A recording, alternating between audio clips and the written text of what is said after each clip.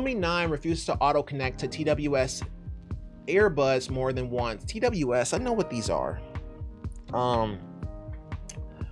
Crap. I think they're behind me, which just makes me feel dumber.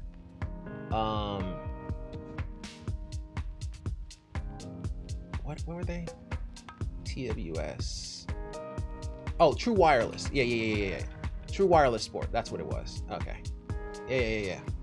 Okay, so my Tattooonics Soundliberty 79. Okay, yeah, he has a Soundliberty. Got it. Which paired up to my older phones just fine, is showing some really weird behavior on my Realme 9 running Android 12. They paired with the phone fine, and when I was using them for the first time after pairing, they even automatically connected to my phone right after turning them on.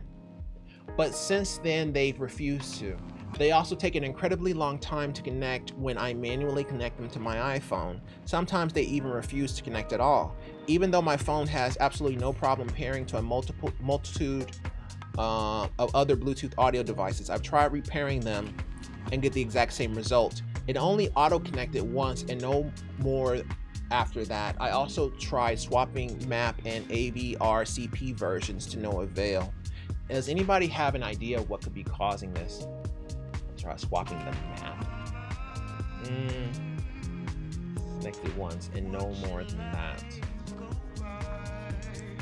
Well,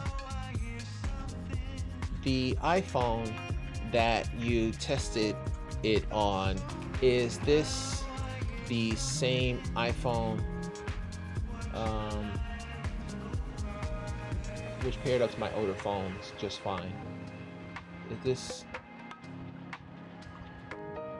considered your older phones? One is considered one of your older phones. There's a reason for this.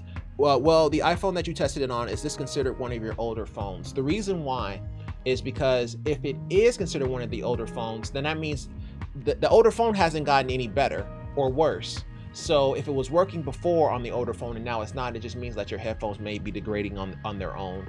Well, the iPhone that you tested it on is considered one of your older phones, thus meaning it was working just fine on this guy and now it's not. If this is the case, it sounds like your earbuds may be degrading.